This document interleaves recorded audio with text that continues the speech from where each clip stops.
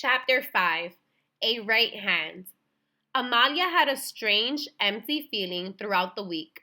She followed her usual routine. She got up early for school so that her father could drive her and still get to work on time. Even though she wasn't in the mood to eat, she sat down to eat breakfast so as not to upset her mother. But when her mother asked, did you eat any of the eggs this morning?" She replied, "Yeah," not really remembering if she had actually eaten any of the eggs or just put them on her plate. In the car, she tried to answer her father's questions when he asked, "What do you think about the White Sox clinching the playoff spot last night?" She answered, "Yeah, probably won't win the first series." Yet nothing felt quite right. Any other year, she would have been happy about just making the playoffs. At school, everything seemed the same, but also felt completely different.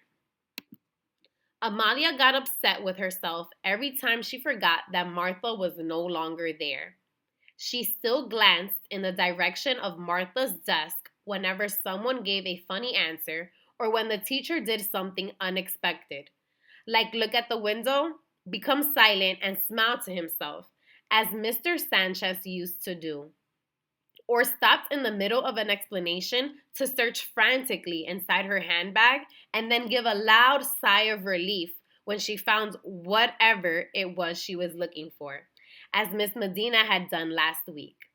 She was used she was used to exchanging looks with Martha that meant, "Isn't that weird?" or "Did you hear that?" or "I'm trying not to laugh, but remember this? We'll talk about it later." Sometimes she found herself waiting for Martha to walk with her to the cafeteria or gym class, and occasionally she walked to Martha's empty desk before realizing that it was pointless. Each time she got angry and promised herself that she would not do that again. "When am I ever going to accept that Martha is gone and isn't coming back?" she complained to herself. At home, Amalia refused to speak about Martha. "Have you called Martha?" her mother asked her a couple of times, but she never answered. Finally, after a few awkward moments, her parents decided to respect her silence. But even if no one mentioned Martha, and no matter how hard Amalia tried not to think of her friend, memories of the things they had done together kept coming back to her. 2 years ago, when they were in the fourth grade, Amalia had broken her right wrist while roller skating. Initially, she tried to make fun of it and had her friends write and draw on her cast. But soon afterward, certain things became difficult to do without the use of her right hand. She managed many tasks well.